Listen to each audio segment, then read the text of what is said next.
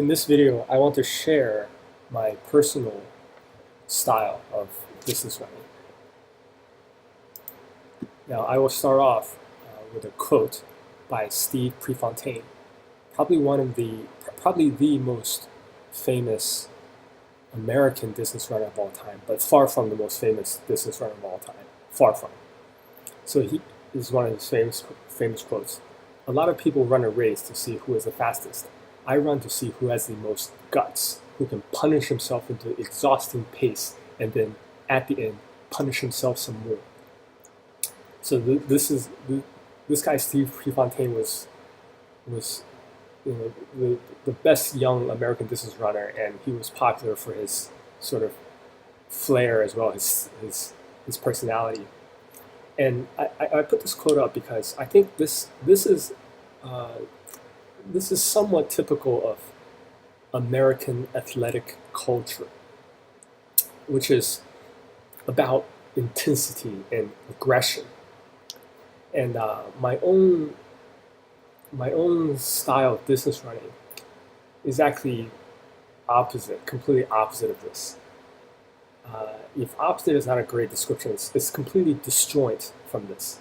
It has nothing to do with this. It's all about other elements such as being calm, being patient, being disciplined. So I just want to share that real quick. It's my own view on this activity for most people. Not the elite athletes, the elite guys racing, but for people who want to exercise as part of promoting their own lifestyle. And my motto, or if I were to sum up my feelings on distance running, it would be this. You feel comfortable during a run, and you feel really good after a run. And I personally almost exclusively perform my runs in an easy running style. Like people who are more serious about running, distance running, they will still run probably 70+% of their mileage using easy running.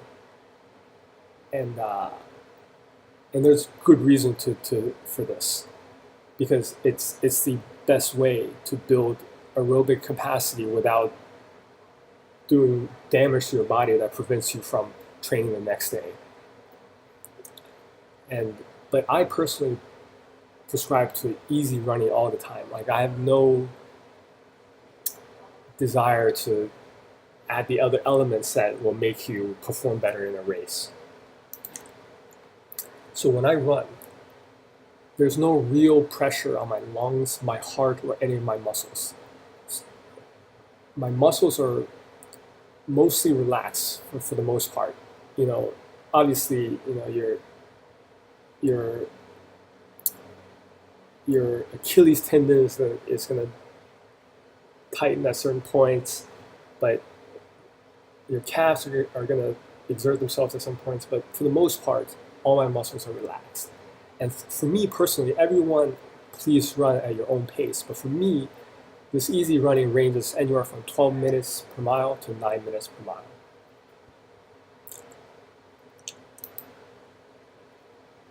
And I try to keep runs under an hour. Now, I've only been doing this for maybe a few months. So maybe when I'm more trained, I will extend beyond an hour. But for the most part, I think an hour is a pretty good cutoff, because as you run longer and longer and exert yourself, there are drawbacks, which I spoke about in another video. And I want to say an hour is a decent cutoff point. Now, I always try to go at least 40 minutes. So the vast majority of my runs will be between 40 minutes and 1 hour. And I always start off very slow. I take maybe the first 1.5 mile, or like a good mile and change, to warm up and ramp up my speed. And I also finish slow. The last mile of my run will be a cool down. Now I'll show you a couple recordings of me uh, on my speed and run on Strava. So Strava is this app you can use. There are many of these, but Strava has the best sort of is the best at connecting you with your friends, at seeing your friends' runs. And here's a run I did just this morning. It's let me see the overall. So this is just a smig under 4 miles. Took me 43 minutes, and the overall pace is just under 11 minutes per mile. And this is what I do. I run to a neighborhood track. I run around the track, and I run back home. And on my way home, I'm cooling off. So note that I'm running very slowly until I'm slowly ramping up, and it's not until the almost 16 minutes and well over a mile that I reach the speed that I want to maintain for the rest of my run, which is like somewhere between 9 and 10 minute miles. And then I maintain that for not even 2 miles, and then I'm going to my cool down. And this whole thing is one continuous run. Now, this actually takes discipline to do. Once you get into running, as boring as running is, once you're all warmed up and you have all the fluids in your body pumping, blood pumping, all your joints are feeling good, your muscles are warmed up, you're going to have a desire to go faster. It's fun to run fast. It's fun to go faster. But I personally, work on maintaining a easy, comfortable pace throughout a 40+ minute run. Now, this was just this morning. I'll show you one from slightly earlier. When was this? This was last Sunday, so exactly 1 week ago. And here I went 5 miles, took over 50 minutes with roughly the same average pace. So here, by the way, I'll note that on my way to this track and on my way home, the GPS just kind of gets inaccurate. So all these spikes are actually very inaccurate. But basically, here I continue to ramp up speed, even after, I'm ramping up speed for a good two plus miles, and I'm just going faster and faster with every loop because I was feeling good, and it's just you're gonna have this desire, and sometimes it's okay to it might be okay to just just let it go a little bit, just let your legs just pump a little bit and let your let your body naturally just thrust a little bit more, just but however, you can see that I reach a top speed of well under 9 minutes per mile.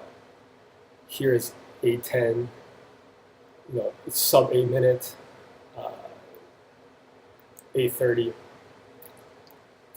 but I don't maintain this for long. As soon as at these speeds, I'm building lactic acid, and I'm starting to feel it in my lungs, in my heart. I can feel in my breathing,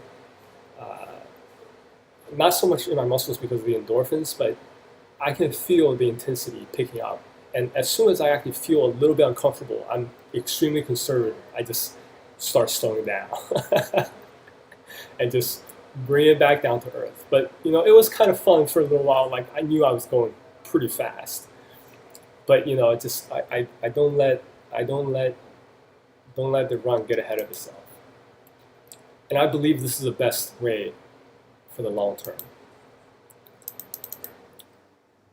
And I always do my runs, such that I leave a mile on the table, meaning at the end of my run, I can probably still go another mile, but I don't run to exhaustion or near it. I leave a little bit left so that, I'm not pushing myself to the extent that I need too much, it's too much. I'll still be tired the rest of the day. I like to feel good after a run and be productive, still be very productive in other endeavors for the rest of the day. And I don't run on consecutive days. In fact, most of the time I take 2 days off between runs. And I run 2 to 3 times a week. And I try to keep my weekly mileage under 15 miles per week. However, as I become more trained, as the training progresses, I may go over 15 miles per week, but I don't see myself doing the crazy mileage that I see some people put up out there, the more serious runners. Now they have different goals than me. For me, all the we are sucking out the vast majority of the benefit of running by just doing this, and the extra incremental gains is going to cost more and more. This is typical of lots of different endeavors actually. Like you can capture most of the good stuff with just a fraction of the maximum effort that you can put out. But then as you've picked out the low hanging fruit, it's harder and harder to get at more benefits, and you have to work much harder. And also just listen to your body, see how tired you feel. I frequently have the desire to run on consecutive days. I ran today. I feel really very good right now, and I do have a desire to run again tomorrow morning. However, I know that if I could do that, I will be that much more exhausted, and I just want to hold back. Okay, let me do another demo. So here you can see here is this portion right here that I'm circling. By the way, this is my name from New Jersey. Anyone out there who happens upon this video want to add me on Strava, you're welcome to do so.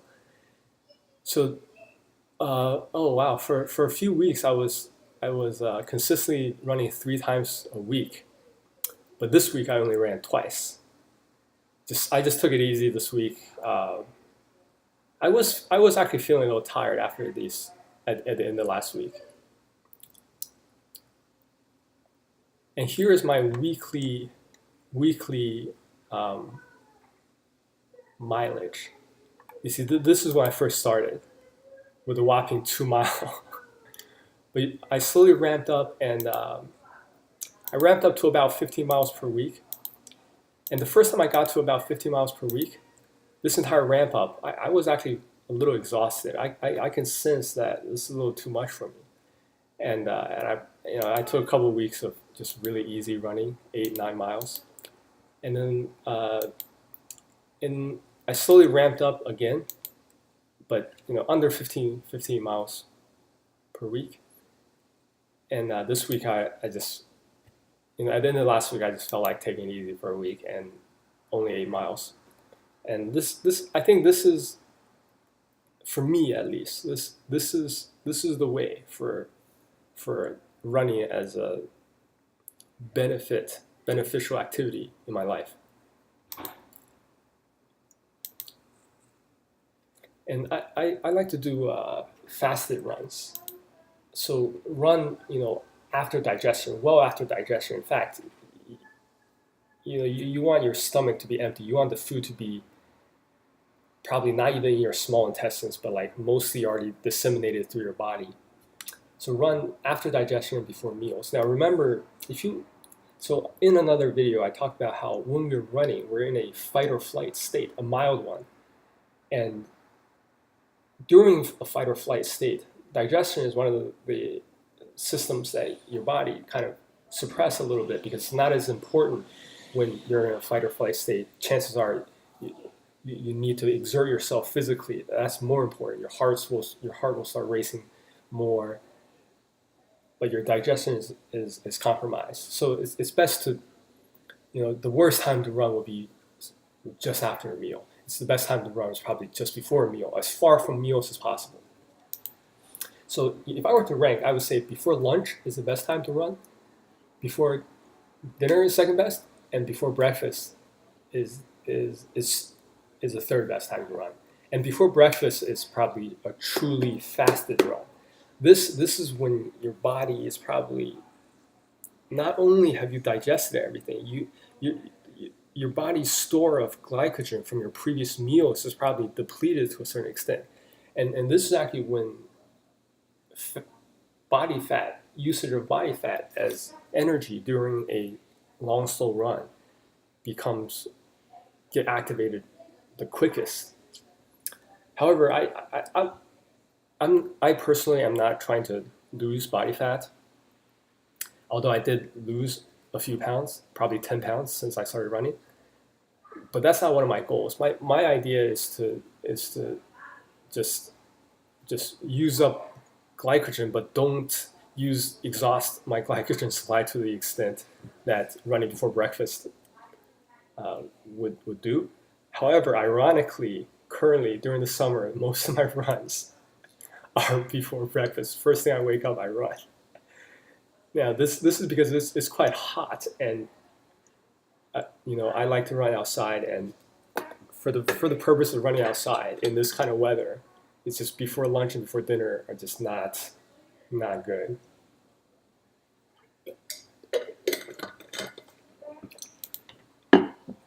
So fasted runs, so you haven't eaten in a long time, but however, drink water. So when I say fasted runs, you haven't eaten in a long time, your stomach is all empty, your intestines are probably for the most part empty. However, drink water. You have empty of food but not water. You want water in your system because you're going to sweat and you're going to get dehydrated. One of the things that happens when you run is you get dehydrated. You run up your internal temperature. You're probably running a fever during your runs, and you dehydrate yourself, try to cool yourself down. It happens at a fairly high intensity versus any other time during your day's activities.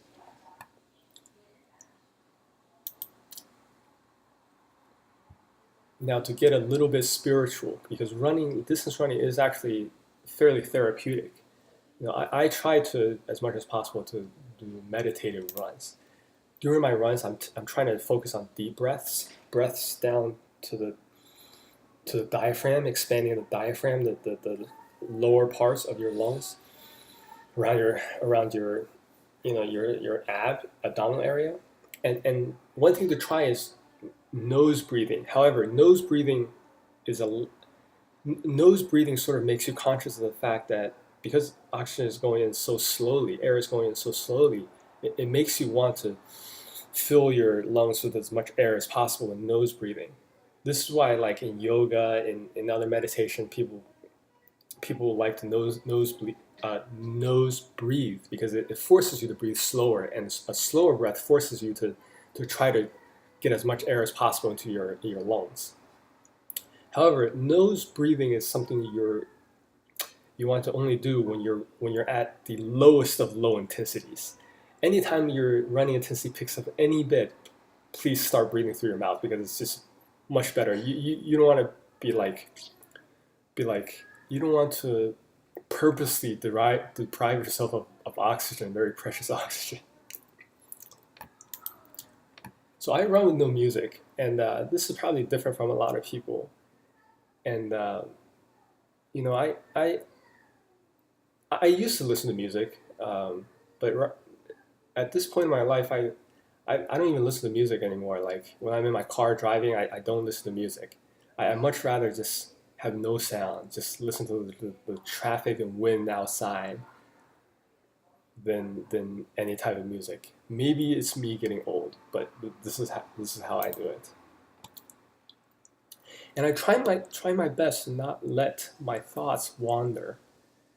Whenever when you're running is one of the best times because you're not focusing your attention on anything difficult. Like you're not staring at your computer doing a project or watching a movie.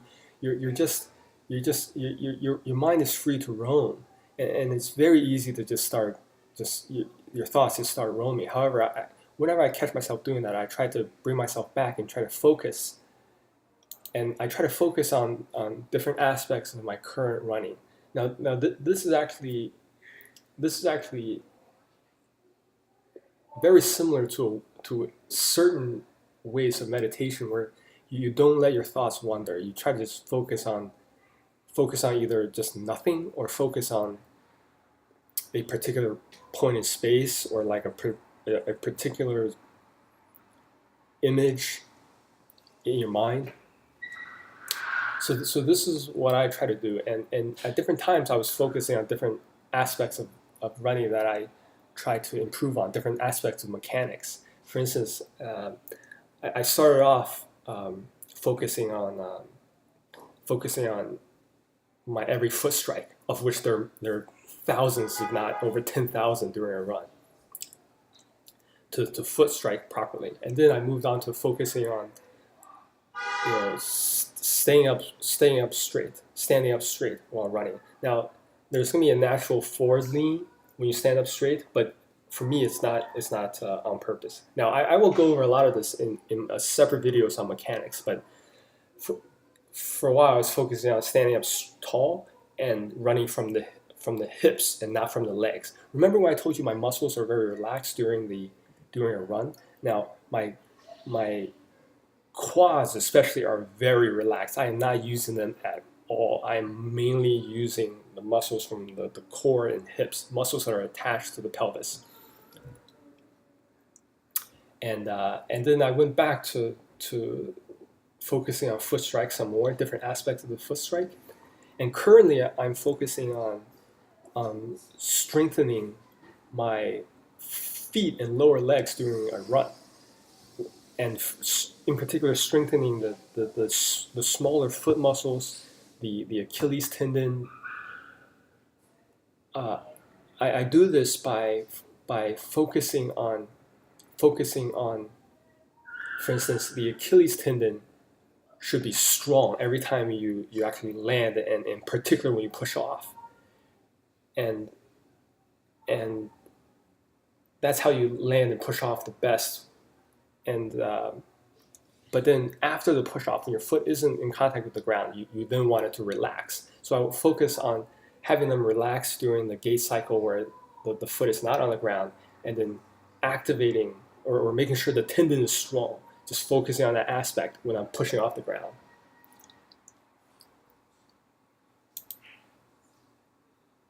And I do some stretching. I do stretching after running and not before. I just go right into a run, although I go right into it extremely slowly. I don't take stretching very seriously, and I don't necessarily do it immediately after the run. I just do it during the day whenever I have a spare moment, and I'm mainly stretching my lower legs and feet and ankles, because that's actually where I feel the brunt of sort of stiffness or any soreness, as mild as they are. That's where I feel it, and that's where I focus the stretching. And I also I like to add no resistant dynamic movements of the feet, ankles, and knees. Now, this is because these type of movements bring blood and circulation to an area. However, they don't stress the muscles and tendons. So these are the best movements to promote healing, where you move a joint in a way where there's no resistance. It's very easy to move. However, your movement itself is causing your body to bring more blood into that area. So, but just like stretching, I'm not static stretching. Just like static stretching, I don't take it very seriously. I just do it whenever I have some moments, when I'm at work, sitting at my desk, or like when I'm at home and I have some free time, things like that.